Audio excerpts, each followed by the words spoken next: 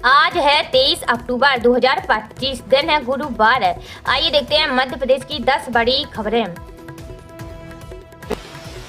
भावांतर योजना में 9,36,000 किसानों ने कराया पंजीयन। आपको बता दें, मुख्यमंत्री डॉक्टर मोहन यादव ने कहा है कि प्रदेश के किसानों के हित में भावांतर योजना प्रारंभ की गई है, जिसका चहुंओरा स्वागत हो रहा है। प्रदेश में 3 गुना से अधिक पंजीयन योजना में हुए हैं। कुल 9,36,000 किसानों ने पंजीयन करवाया है। मुख्यमंत्री डॉक्टर यादव ने कहा कि योजना की संपूर्ण प्रक्रिया में किसानों को कोई असुविधा न हो, यह सुनिश्चित किया जाए।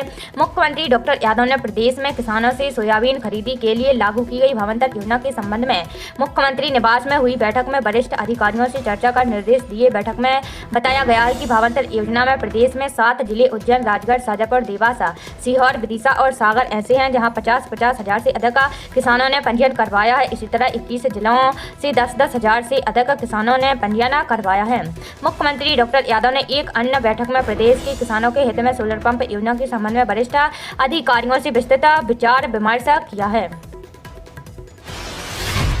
एमपी के दक्षिणी हिस्से में सिस्टम एक्टिव, आंधी बारिश। आपको बता दें, मध्य प्रदेश के दक्षिणी हिस्से में आंधी बारिश और गरज चमक का सिस्टम एक्टिव है। इस वजह से दक्षिणी जिलों में मौसम बदला हुआ है। दीपावली की रात जबलपुर में तेज बारिश हुई तो मंगलवार को भोपाल समेत कई जिलों में बादल छाए रहे। कुछ जगहों पर बूंदाबांदी भी हुई। ऐसा ही मौसम बुधवार को भी बना रहेगा। मौसम विभाग ने अलीराजपुर, धार, बड़वानी, इंदौर, खरगोन, देवास, खंडवा, हरदा, बुरहानपुर, नर्मदापुरम, बैतूल, छिंदवाड़ा, पांडुना, सिवनी और बालाघाट में हल्की बारिश और गरज चमक का अलर्ट जारी किया गया है। वहीं 23, 24 और 25 अक्टूबर को भी ऐसा ही मौसम रहने का अनुमान जताया है। मौसम विभाग के अनुसार दक्षिण पूर्व अरब सागर में एक निम्न दबाव क्षेत्र एक्टिव है। यह अगले 24 घंटे के दौरान अवदाब में परिवर्तित होने लगेगा। वहीं चक्रवात की एक्टिविटी भी है।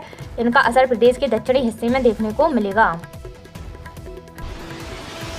पटाखों से भोपाल में 10 गुना प्रदूषण, इंदौर ने पानी छिड़काव से आधा किया। आपको बता दें, इस बार भोपाल वासियों ने दीपावली पर जमकर आतिशबाजी की। हालांकि दीपावली की रात पटाखों के कारण प्रदूषण भी पीका पर पहुंच गया था।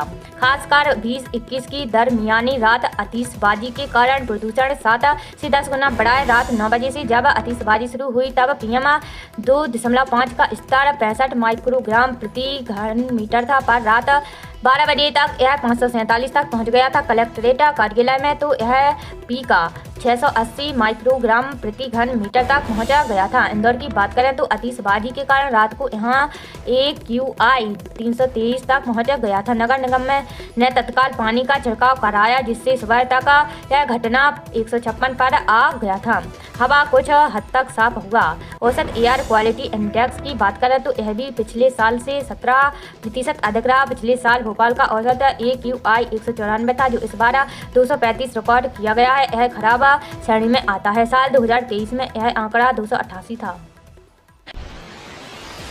असमंजस खत्म, लाडली बहनों के खाते में भाई दूज पर आएगा 250 रुपए का शगुन। आपको बता दें, मुख्यमंत्री लाडली बहना योजना में इस महीने राशि में वृद्धि को लेकर असमंजस दूर हो गया है। प्रदेश की 1 करोड़ 26 लाख लाडली बहनों के खाते में भाई दूज पर 23 अक्टूबर को 250 रुपए आएंगे। मुख्यमंत्री doctor Mohan Yadav single click से लाडली बहनों के खातों में भाई दूज के शगुन के रूप में 250 रुपए ट्रांसफर करेंगे। मुख्यमंत्री कुल करीब 300 करोड़ रुपए खातों में ट्रांसफर करेंगे। मुख्यमंत्री ने अक्टूबर से लाडली बहना योजना की राशि 1250 से बढ़ाकर 1500 रुपए करने की घोषणा की थी। उन्होंने कहा था कि भाई दूज को बहनों के खातों में 1500 रुपए भेजे जाएंगे। दिवाली को देखते हुए लाडली बहनों के खाते में 1250 रुपए गत 12 अक्टूबर को ट्रांसफर किए गए थे। शेष 250 रुपए 23 अक्टूबर को लाडली बहनों के खातों में भेजे जाएंगे।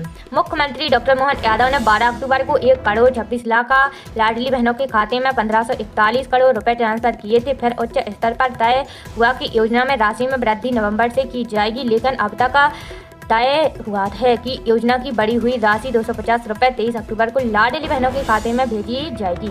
लाडली बहना योजना में एक महीने में पात्र हितग्राहियों की संख्या में 83,000 की कमी आई है। अगस्त में 1 करोड़ 26 लाख 83,000 लाडली बहनों के बैंक खातों में राशि ट्रांसफर की गई थी, जबकि सितंबर व अक्टूबर में 1 करोड़ 26 लाख बहनों के खातों में राशि ट्रांसफर की गई है। लाडली बहना योजना जब शुरू हुई थी तब पात्र हितग्राहियों की संख्या 1 करोड़ 31 लाख थी। एमपी में देसी फटाका गन फोड़ रही बच्चों की आंखें। आपको बता दें, देसी फटाका गन से आंखों के क्षतिग्रस्त होने के मामले तेजी से बढ़ रहे हैं। 19 से 21 अक्टूबर शाम 7 बजे तक 122 मामले अलग अलग अस्पतालों से सामने आ चुके हैं। इनमें से सबसे ज्यादा 36 केस भोपाल के गांधी मेडिकल कॉलेज में दर्ज हुए हैं। विदिशा मेडिकल कॉलेज में 12 और सागर मेडिकल कॉलेज में 3 और इंदौर में 3 केस आए हैं। बाकी केस भोपाल के सरकारी अस्पतालों और क्लिनिकों में दर्ज हुए हैं। कटनी में पहली बार कोदो कुटकी का सरकारी उपार्जन होगा। आपको बता दें, कटनी में किसानों के लिए पहली बार कोदो कुटकी का सरकारी समर्थन मूल्य पर उपार्जन किया जाएगा। यह पहला रानी दुर्गावती श्री अन्न प्रोत्साहन योजना के तहत की जा रही है। यह योजना उन किसानों के लिए एक अहम है जो पारंपरिक रूप से इस पोषण से भरपूर फसल की खेती करते आ रहे हैं। सरकारी उपार्जन से उन्हें अपनी उपज का उचित मूल्य मिल सकेगा। 24 अक्टूबर तक कराना होगा रजिस्ट्रेशन।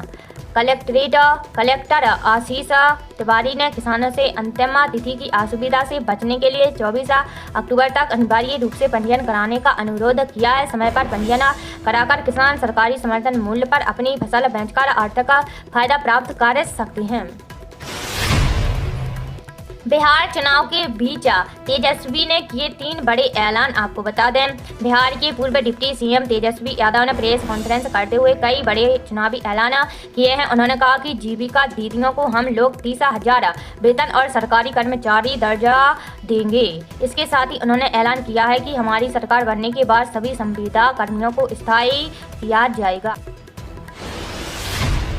शताब्दी एक्सप्रेस कैंसिल, कई ट्रेनों के रूट बदले। आपको बता दें, उत्तर मध्य रेलवे के आगरा मंडल में मथुरा पल वाला ट्रैक पर वृंदावन रोड और अजई स्टेशन के बीच एक मालगाड़ी पटरी से उतर गई। इस वजह से भोपाल से होकर जाने वाली कई ट्रेनें प्रभावित हुई। बता दें कि मथुरा में मंगलवार देर रात आगरा दिल्ली ट्रैक पर एक मालगाड़ी डीरेल हो गई।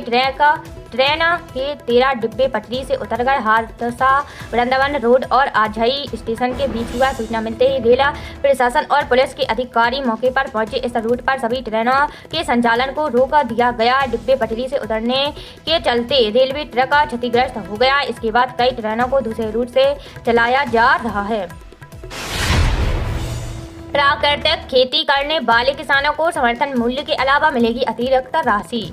आपको बता दें, मुख्यमंत्री डॉक्टर मोहन यादव ने कहा है कि समाज और सरकार के सहयोग से प्रदेश की गौशालाओं को गौ मंदिर के रूप में विकसित किया जाएगा। गौशालाओं में सभी जरूरी सुविधाएं उपलब्ध कराई जाएंगी। गौशालाओं के विकास और उनके स्वावलंबन के लिए हर संभव मदद दी जाएगी। उन्होंने कहा कि प्रदेश में प्राकृतिक खेती करने वाले किसानों को भी प्रोत्साहित किया जाएगा। प्राकृतिक रूप से तैयार उपज पर किसानों को समर्थन मूल्य के साथ ही अतिरिक्त राशि भी प्रदान की जाएगी। उन्होंने कहा कि राज्य सरकार द्वारा निर्णय लिया गया है कि प्रदेश में गौशालाओं का संचालन नगरीय निकायों द्वारा सुव्यवस्थित रूप से किया जाएगा। प्रदेश में खुले में विचरण करने वाले निराश्रित गायों को पिंजरों में नहीं बल्कि गौशालाओं में सुरक्षित रूप से रखने के प्रबंध कर उनकी बेहतर देखभाल की जाएगी। मुख्यमंत्री डॉक्टर मोहन यादव बुधवार को इंदौर जिले के हाथौद तहसील के खजूरिया में नगर निगम इंदौर द्वारा स्थापित रेशम केंद्र गौशाला में आयोजित गोवर्धन पूजा कार्यक्रम में मुख्य अतिथि के रूप में शामिल हुए।